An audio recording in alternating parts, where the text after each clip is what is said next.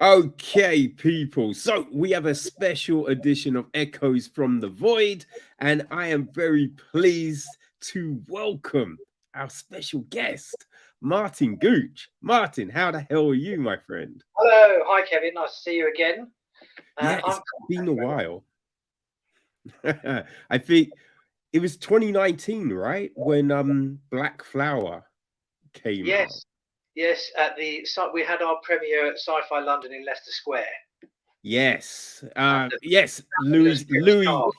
Yeah, Louis Savvy putting that on. And people, if you are around, Sci-Fi London 2021 is happening right now. So after you've done Comic Con and you know what I mean, being witness to everything Martin has on offer, make your way down to the Picture House Stratford for all that Sci-Fi London goodness.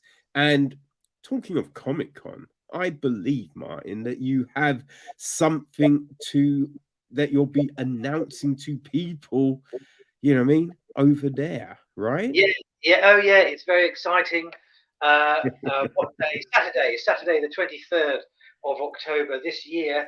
We will have a special panel at Comic Con to announce our new project, which is called Argh and the Quest for the Golden Dragon Skull.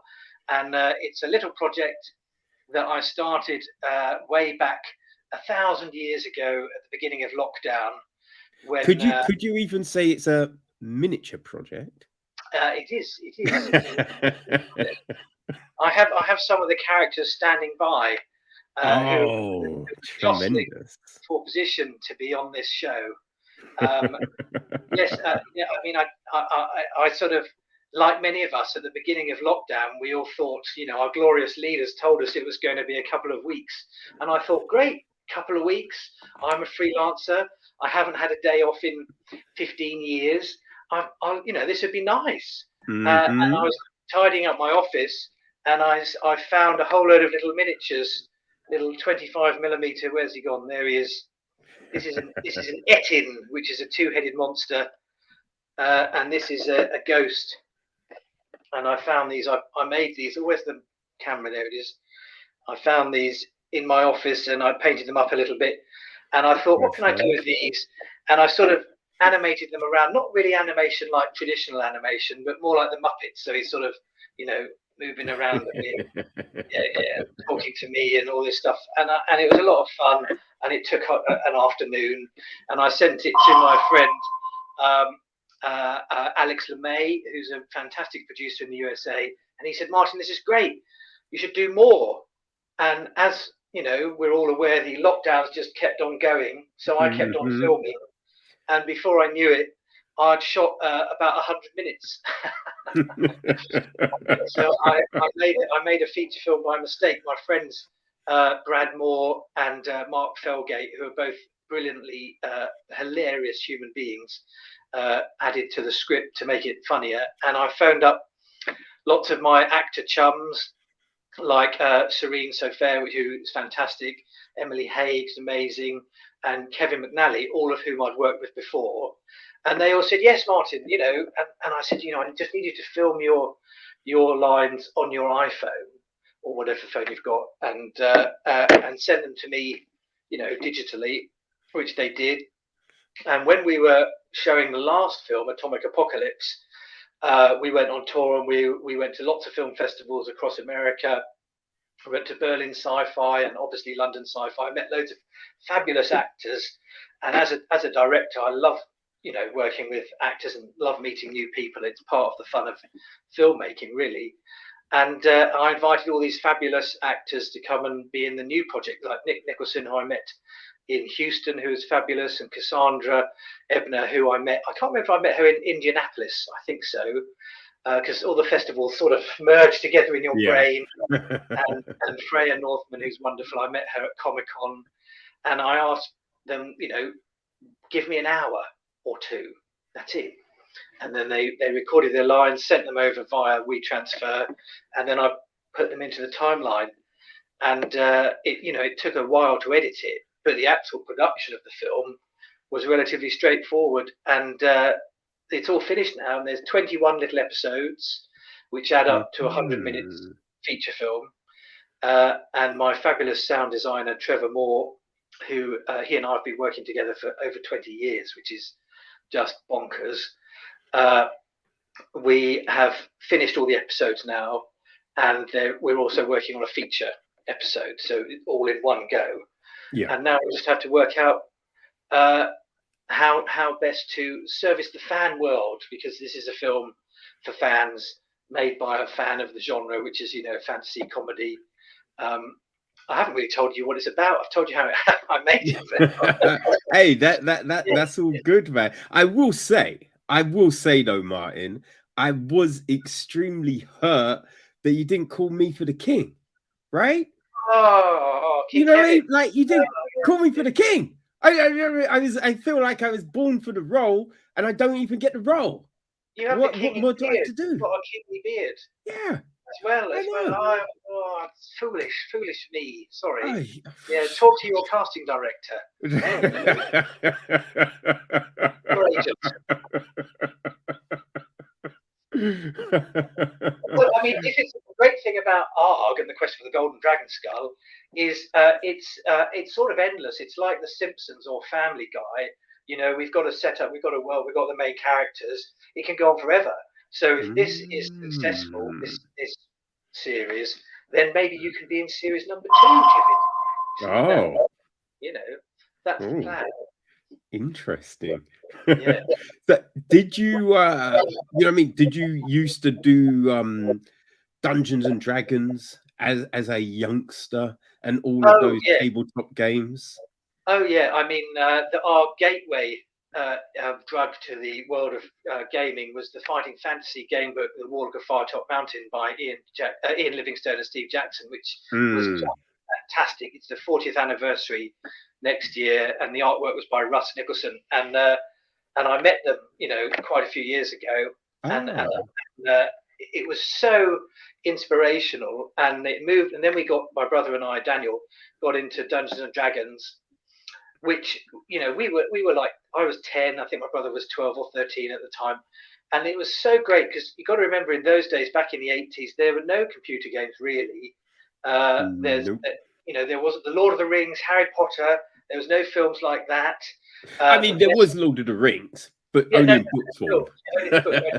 Exactly. So when you're looking for fantasy artwork of dragons and knights and things and all that great stuff, there was Excalibur, the film, and that was about it. And so these Dungeons and Dragons, fascinatingly for me, if you're a dungeon master, then you create the world and you build it and you explain to the characters, the players, and it's essentially training to become a film director. And the skills that you learn dungeon mastering are exactly what you need to do to be on set and work with actors and block and explain things and inhabit characters and bring things to life. And because you're effectively getting the performance out of your players in a similar way, not exactly the same, to how you're getting your performance out of your actors when you're on a film or TV set. So even as a little boy of 10 years old, I was in my head, I was directing these scenarios, and here I am 39 years later doing exactly the same thing. But yes, and these Dungeons and Dragons, and obviously there's science fiction versions like Gamma World, which is post-apocalyptic, and Star Frontiers, Traveller, and so on and so forth, which is sci-fi. They're a great world of building your imagination and your brain, and making story connections and arcs and working out how to tell a story, because any good quest must have a beginning, a middle, and an end, and any good film must have a beginning, middle, and end. Yeah, didn't you always find it frustrating when someone else, because I don't know if it was the same with your group of friends, but people are always like, I want to be dungeon master today. I've got a great quest. And then you go, all right. And their quest was rubbish. It was always like, you need someone with a great imagination to be able to weave a story together. Yes.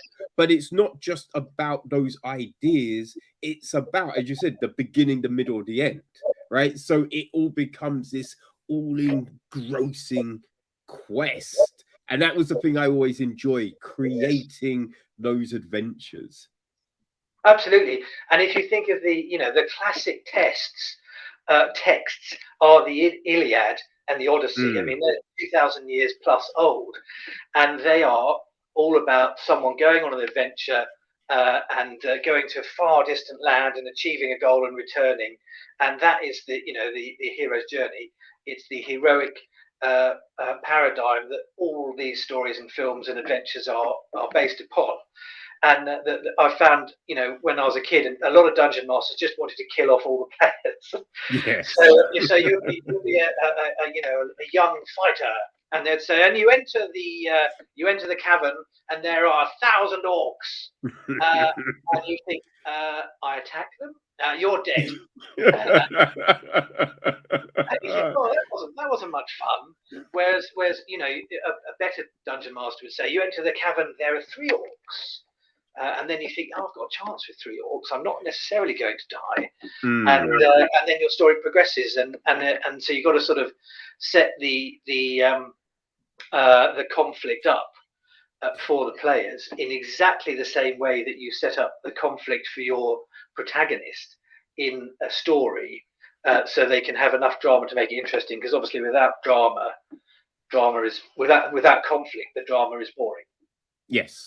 And any film, if I go and make a cup of tea and you film me making a cup of tea, that is very dull, unless you really like tea. I mean, there's the intrigue, though, right? It's like when he opens up the fridge, will there be milk or won't there be milk? You know what I mean? Does he put the tea bag in first? What's gonna happen? Is he gonna be a sugar person? Is he a sugar person? Find out shortly. Well, we can do that episode. We can do that. Argh makes tea. Definitely, I might do that. Yeah. Or maybe Cat Amongst the Pigeons, he's a Bovril man. Oh, well, I mean, this may come as a shock to you, but I have discovered you can actually buy a peanut butter drink. What? Yes, it's powdered peanut butter like instant coffee, and you pour it in and you add your hot water and stir it up, and it's a peanut butter drink. I'm not saying it's very nice, but I'm alerting you to its existence. I think that might be a bit too much. I mean, I could imagine maybe a peanut butter infused hot chocolate. That could possibly work. But I don't know if peanut butter on its own is a flavor I would want to consume through a number of sips. You know what I mean? Like a quick little hit. You're like, all right, that's interesting. But then to be back and back and back, you're like, I don't know about that. Well, you see, it's just an alternative, isn't it? For those who don't like Bovril, then maybe peanut butter is the way forward. It's this woke culture we've now become a part of. Peanut butter drinks. What's next? What's next? Yes. So we've got Argh. Argh is 99.9% complete, and on Saturday we shall launch the trailer to the world, and we're going to put out the prologue episode, which is called Unicorn. And no further information, because if you look at a James Bond film or Indiana Jones or Star Wars, there's always a mini film at the beginning. It's like the end of the last mission. So James Bond's usually he's finishing off his last mission, and then it stops, and then you have the title sequence, and then he goes and sees M, and M says, "Okay, James, we need you to go and do something." So Argh and the Quest for the Golden Dragon Skull is the same. That we start in the prologue episode, and Lord Argh, who is an adventurer, and his faithful squire, Sally,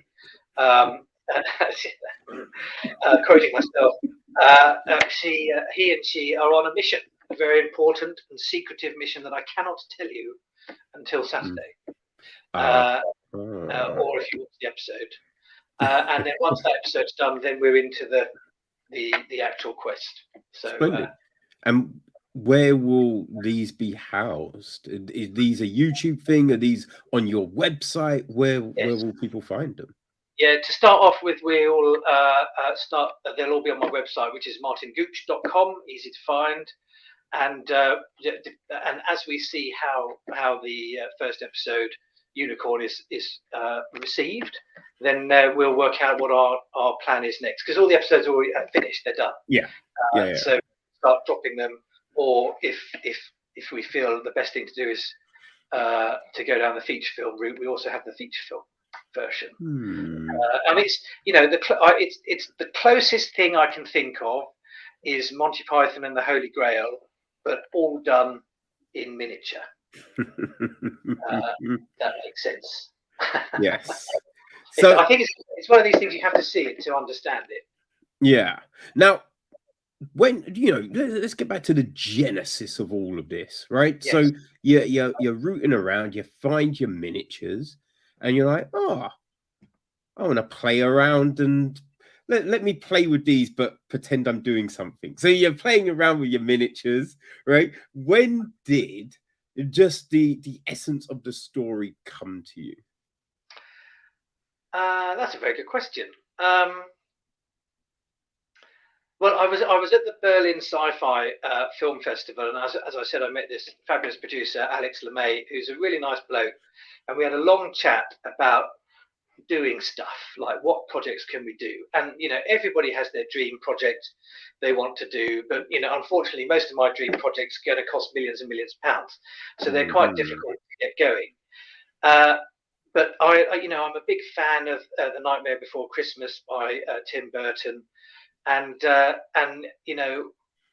all these sort of things were ticking about in my head, and I've written a lot of screenplays, and when I found the little chaps, I just thought, what can we do? And the great thing about the hero's journey, the quest structure, is it gives you the beginning, the middle, and the end just automatically via structure. And I think the best quests are a circle. Your hero goes off on his adventure, and then he eventually ends up back, but he has to end up back where he started as a changed person. He has to go through, or she has to have gone through a change. That's what makes it interesting.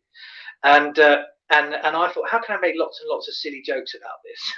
And that was sort of my starting point. I thought, okay, and and the thing was, we were in lockdown. There was nothing going on. And in my flat, we're in my flat right now. In my flat, I've got lots of props from all my previous films knocking about and things like that. And I sort of was sitting in my office and looking around and thought, oh, that's interesting. That candelabra is a giant frog. You see, and I had all these things knocking about, and they were inspiring. And I thought, well, because I don't want to, there's no budget, there's nowhere to go. We can't really do anything, so it has to be here. So I found various objects in the flat, and I thought, oh, that's interesting. And like everybody, I happen to have a golden dragon skull in my flat, and I thought, oh, that's interesting. I have to say that dragon skull does look impressive. I will say, yeah, a nice little skull right there. And these little characters, they're so full of expression and what character that they sort of wrote themselves. That the goodies are good and the baddies are bad, and they meet all sorts of characters. And I also wanted to be up to date. So half of our cast are women. It's a 50-50 split between the boys and the girls, which is great. And it's much more fun. And the character I'm playing, I mean, I'm in it purely because I'm the easiest actor I know to work with. I never argue with the director. I'm always available. If I have a sudden idea at 4 a.m. in the morning, I'm up for it and I'll record it. That'll be done. And so the main character is Argh, and he's a knight, and he goes off on this quest that he's asked to go and find the golden dragon skull, and he brings with him Amazonia, who's an Amazon, fabulous warrioress, and his assistant Sally, his squire, and if you watch it carefully, you realise they're running the show. he may have the map, but they're making the decisions. And I thought that was a nice little bringing it up to date. That we all know that girls are really in charge, and especially in a fantasy world which tends to be more heavily male. In the way it is, I thought let's just let's make that better. Well, I mean, even back in the day, right? It was Helen that launched 1,000 ships, right? It wasn't Steve. Steve didn't get the ships launched. Steve didn't. Xena, Warrior Princess, and the Amazons, and Wonder Woman. Yeah, it's all fantastic. So I wanted to sort of keep that going, and they meet lots of interesting characters on their way.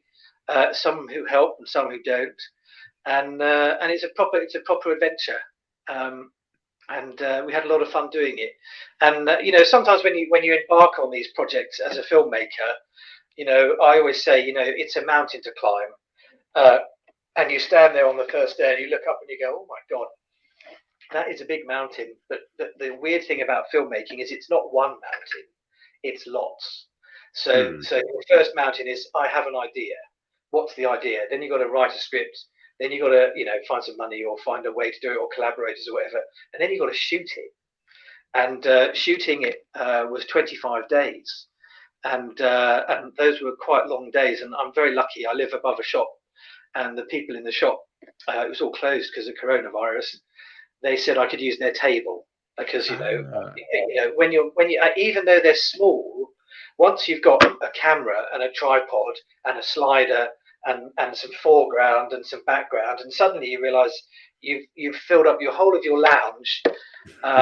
It's full of bits and pieces, and your girlfriend may not be that happy about that. On a daily basis, so in a lockdown flat. So luckily I could move downstairs to the shop there, and then I could make a terrible huge mess every day, and no one would tell me off. Yeah. Great. Now, when you're doing something like this, right? Because we, as you said, look, we've had the Iliad, we've had all of these different stories, like even we June, right? The new June film is just hit cinemas again, right? Yeah. We've Lord of the Rings, all of these sort of things. So there is all of this material, there are all of these quests as they were. And I think you're trying to write something new, something engaging, something fun, right? So is there the fear that, oh no, that's too much like that, or no, that happened in that, I don't want to do that, right? So how did you try and create this new thing, right? Poking fun, being playful without necessarily just retreading a whole load of things that people would have already seen? Yeah, no, I mean, that's definitely a thought that was going through my head when I was doing it. I think the very fact when you see it doesn't look like anything else. It doesn't look like South Park. It doesn't look like A Nightmare Before Christmas. It doesn't look real. It's very visually weird. But also, I come from a camera department background. I did a lot of movies like Harry Potter and Judge Dredd in the camera department many years ago. And I like to make things look beautiful. So I lit it like a professional set. So even though it was very small and the actors are tiny, I'd have a key light and a backlight and a fill light. I'd have foreground crops and these new shows like The Mandalorian make a lot of comment about how they're not filming on location. They've got these huge LED screens. But it's really just back projection, just like Laurel and Hardy did in Way Out West almost 100 years ago. It's just back projection. It's just really good projection. And so I thought I'd do that with my computer screen. So I took the monitor and I put that as the background, and then the actors are in the foreground. These are the actors, and then there'll be some little props, and then I'll put the camera there. So computer screen here, actor here, camera there, and because of the visual aesthetic, it doesn't look like anything else. I mean, I watch a lot of movies and it doesn't look like anything else. It has its own look. So I think that making a film or a TV project, half of it is the look, and then the rest of it is obviously sound and story and all that. And I think because we had our genre, which is fantasy comedy, nailed.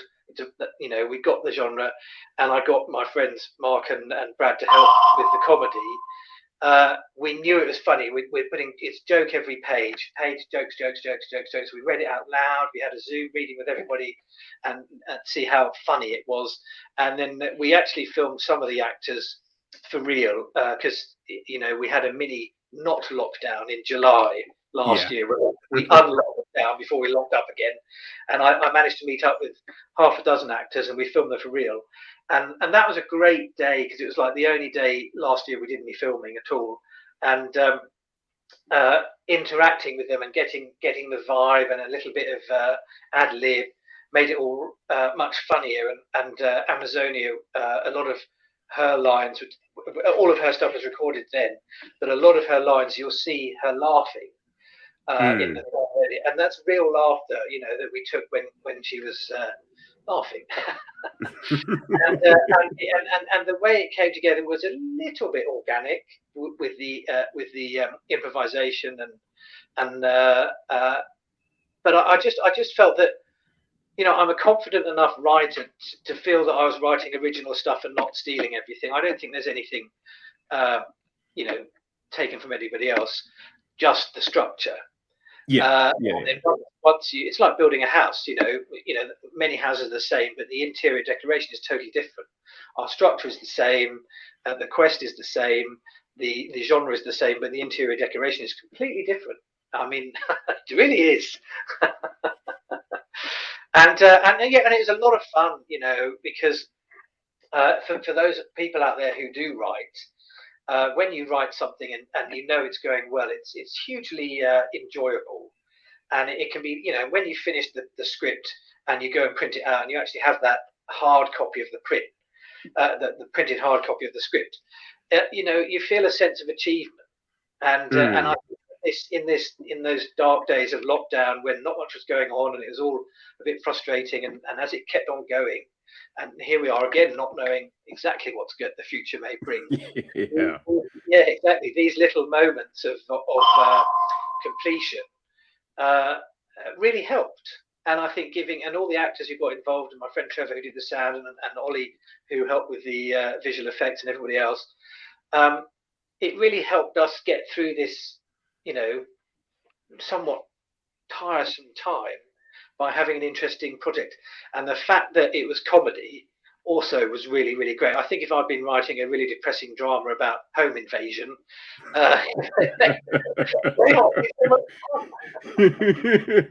indeed. Now, I will say, reading about it and then seeing it is something, because, you know, reading what it is, and then, you know, kindly you sent me the trailer, and then actually seeing it, it does make you smile, right? It makes you smile, and then just seeing then how you integrate the actors into it. That's all I say. I thought that was because I wasn't expecting that. So then suddenly when I see this figure, I'm really like, wait, what? And it just it reminded me a bit of, oh gosh, I want to say Carl McLaughlin. No, that's wrong. But he does a lot of stuff with Kurt Metzger. He's a lot of comedy on, they've got a comedy show. And it's visually, there's something that reminded me of that when I saw your stuff. But when did you know that's how you were going to do it at the start? Yes, yeah, I did, because I did a little test film that was only like a minute long, and I filmed one of the characters, not this one, but one like this, and I put it, because I don't know how to use After Effects, but I can use Premiere editing, and I'm quite good on Photoshop, and I couldn't get it in After Effects, so I put it in Photoshop, and I just cut out the face, like one of those hilarious things at the end of the pier where you go along and there's a painting of a woman and a man and you put the face through. And so I just did that. I put it in Photoshop. I cut out the face of the character, and I stuck the actor's face behind it. And then I put some effect on it and some buzz so it didn't look like a still. some grain, and that was it. And that was the Proto Film, the trial run. But it's because it looks silly, and the dialogue, what he says, is silly. It made it, everyone who watched it laugh, and we thought that, well, we've got something there, because it's comedy. The goal is to entertain and make people laugh. We're not seeking to bring down the government or change the world. We are on this film.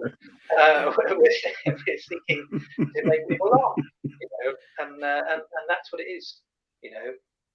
Simple goals.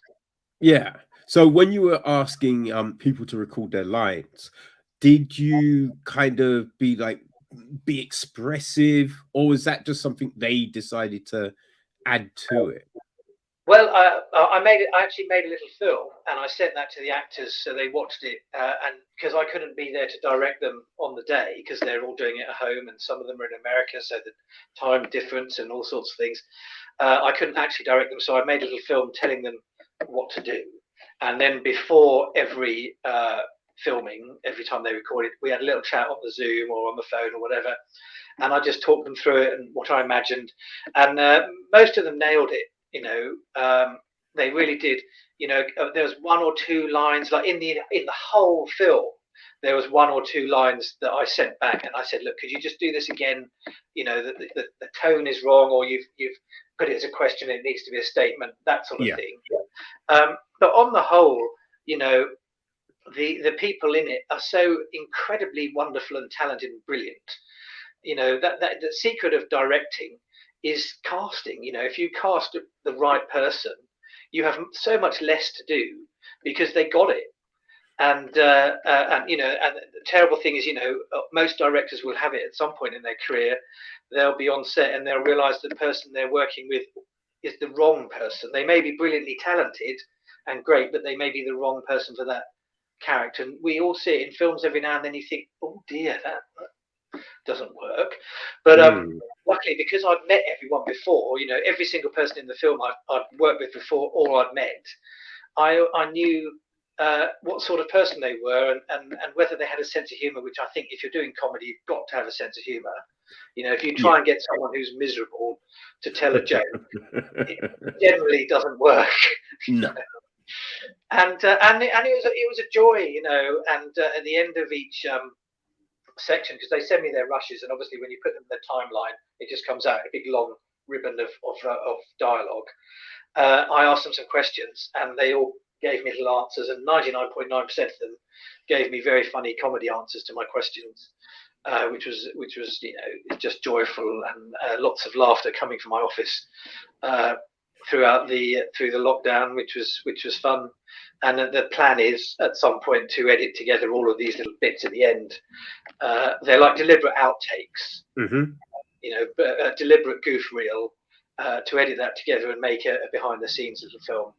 Because there's 21 episodes, and if we do a couple of behind the scenes films, then that's almost half a year's worth of content for a weekly show. It was really good fun. I can't think of a better reason to make a film other than it was really good fun.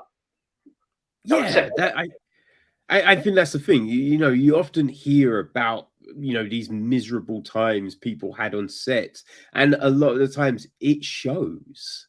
Yes. Yeah. So when you hear people had a great time, you can usually see that. I 100% believe that. I mean, before I was a director, I started off as a runner. I have no family in the industry. I started at the bottom. I was a runner, then I was a camera loader, a focus puller, operator, DOP, and then I finally became a director. And there is no equation for whether or not you have a horrible time on set and the film is good, or whether you have a wonderful time on set and the film is good. So why not have a wonderful time on set and make a great film? Because you can have a horrible time on set where you don't want to go there in the morning, you feel sick, and then you watch the film after all that nightmare you went through and it's rubbish. What's the point? Or you could have a wonderful time on set and it's brilliant and amazing, and then you watch the film and it's rubbish. But so what? You had a wonderful time, you made friends, you got to go somewhere really nice and exotic and interesting, or we're in a studio, which is always lovely. It's nice filming in studios. And so which is better? Well, clearly the best thing is to have a wonderful time on set and to make a wonderful film or TV show or whatever it is. And I think as a director and a passionate, fan of films and TV, that's how I would like to run it. Make sure the environment on the set or however we're filming is so positive that the actor or the I don't know, the camera person gives you their best work. How can that be bad? And then you take their best work, edit it, and make it even better, and then say it's all yours.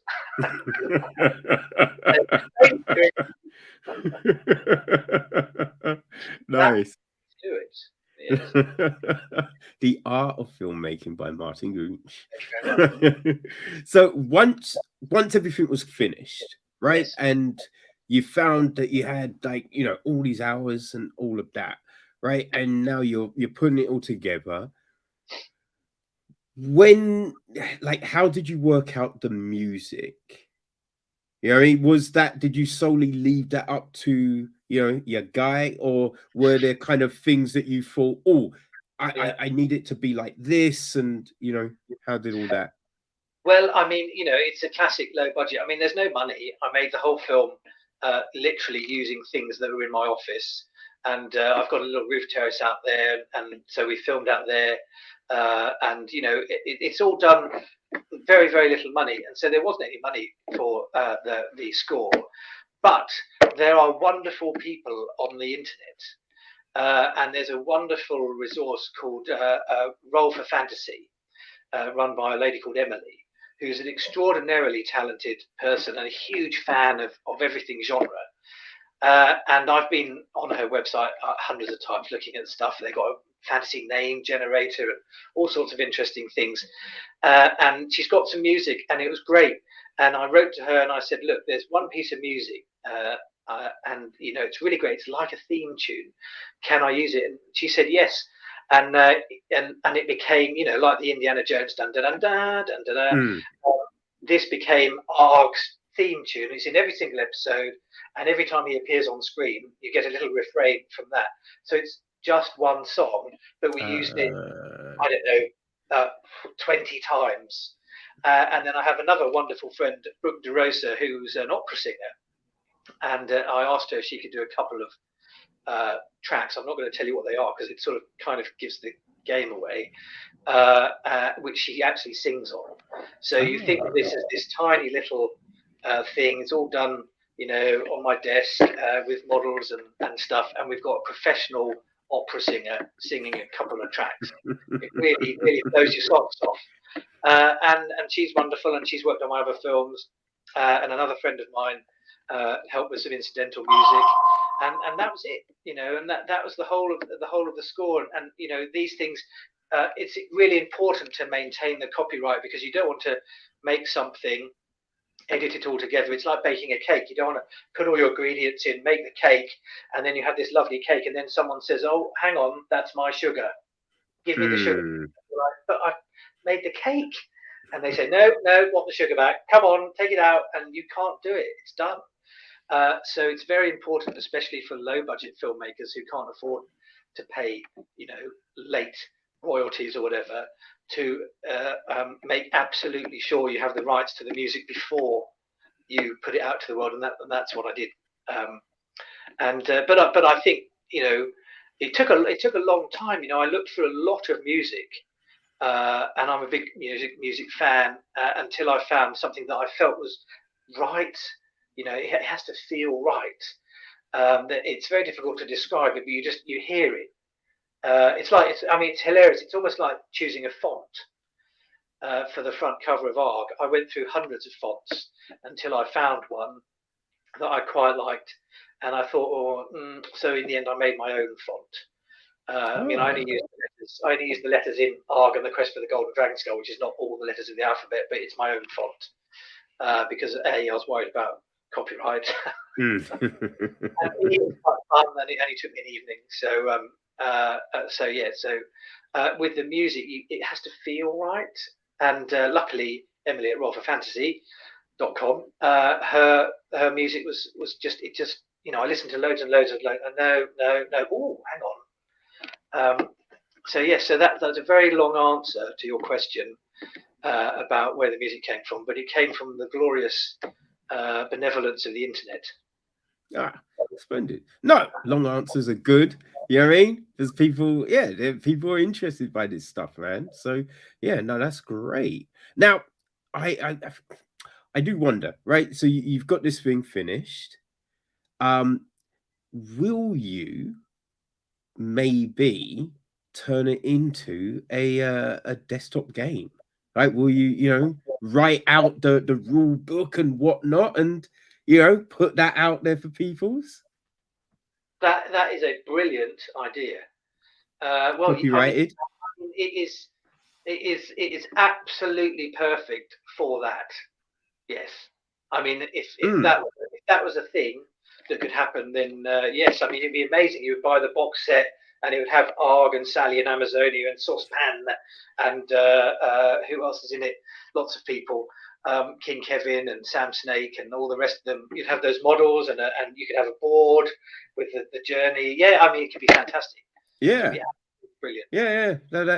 And also, I just wondered, because Kevin Livingstone and who created all of that stuff. Remember the Choose Your Own Adventure books? Ian right? Livingstone. Yeah, Ian Livingstone. Yes, that's the one. Yes, Kevin Livingstone. He was an adventurer, wasn't he? He was something. Oh yeah, that was it.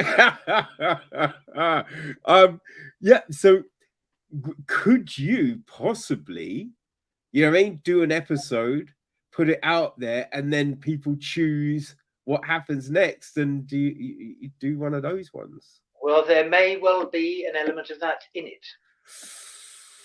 Ooh. Yes. Oh. Yes. Oh. We may have already thought of that. Yes. Yeah. But yeah, I mean, to turn it into a board game or a role-playing game would be phenomenal. But there would have to be the demand to make that happen. But I mean, yeah, it's all there because it's a very clear world. Although it's a very odd world, it's a clear world with maps and hierarchy and yeah. I mean, I can feel my brain turning now, thinking, how do I turn that into a RPG? Yes, it could easily. It's got legs. Even little short ones.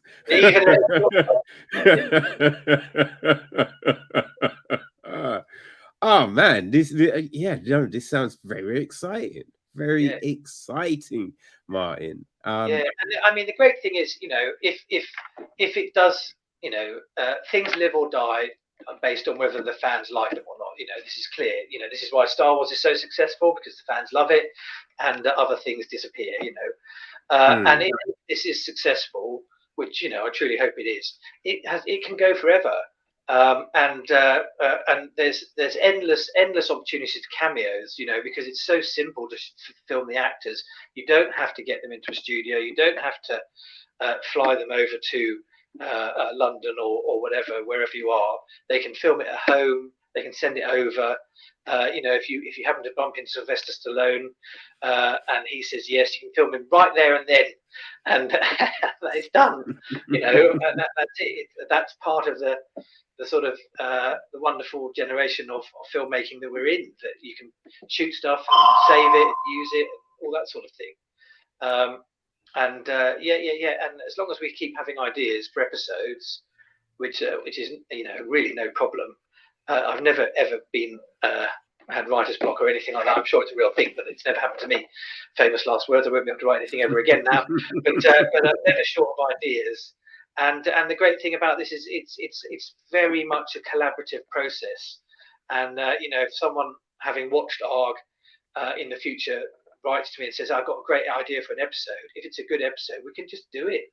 There's no reason. We don't have to go and hire a castle in Romania. We don't have to move to Quebec for the film tax credit or get our post-production done in Western Australia. Like the big movies, we just film it on my table at home. And that's it. and I buy Well, some that, bits. I mean, that is if the shop downstairs lets you use a table again. Well, that's quite it. I mean, I might have to come back to this table, the dining room table. So, I mean, it does tend to shift that I end up filming all night long until the small hours, and then I tidy it all away. So in the day when the rest of the household are around, there's no little creatures hanging around to be destroyed, all packed away. They're like the mice in the famous fairy tales. Everything comes out at night and it's all done. It disappears when the sun rises. Oh man, do you think that, because you've done so many films and different sorts of films, Yeah. do you think this would have happened without lockdown? That's a very good question. I mean, I definitely think I would have done something. I mean, I've been working on a novel for a long time, and I finished it during lockdown. I don't think I would have finished it if we hadn't have had lockdown. I think it probably wouldn't have. Argh and the Quest of the Golden Dragon Skull. I don't think it would have evolved in the way it did without lockdown, because I just wouldn't have had the time. Like I quite simply wouldn't have had those 25 days in a row to go and film stuff. I mean, there might be a version of it that's just 10 minutes long, but there wouldn't be this feature length 100-minute. So I mean, the pandemic is, it's a terrible thing and it's awful, but that we have to look for the light in the darkness, and little projects like this, I think, are the light in the darkness that is the positive. Yeah, no, definitely, man, definitely. So yeah, no, great stuff. So people at Comic-Con will get to see the trailer Yes. and the introduction, Unicorn. And yeah, then what will be the release schedule after that? Do you Well, then it will be out to the general world. The trailer and episode naught, the prologue, and I might put out some behind the scenes stuff on YouTube to keep it going. And then just if people watch it, then we'll start putting it out. And if they don't, we won't. Supply and demand. Yeah. And that's it. And I often say, I'm a filmmaker. It's all I've ever done, and I love it. Nothing makes me happier, really. And but necessarily knowing what to do with something, you need people to come and say, we love it, we love it, we love it. Not for any ego reason, but just as a motivation to do it. Because if there's no audience, there's no point in making something. I don't believe in painting a painting and putting it in the shed. I want to paint a painting and put it on the wall. Yes. If that makes sense. Yeah. No. I hope it does. All right, man. Well, I'm definitely intrigued to see how this, quest develops and what happens. Do they get the golden skull? You know what I mean? Like, what will go down? So yes, hopefully it's not what people expect. How it ends is not. We went through quite a lot of suggestions when we were writing the screenplay on how it should end, and we ignored all of them. I wrote something else. So there won't be a scene of Argh in the shower going, it was all a dream. Well, no, it definitely wasn't a dream, because yeah. Maybe that's how I should have ended it. And it was all a dream. Argh was JR all along.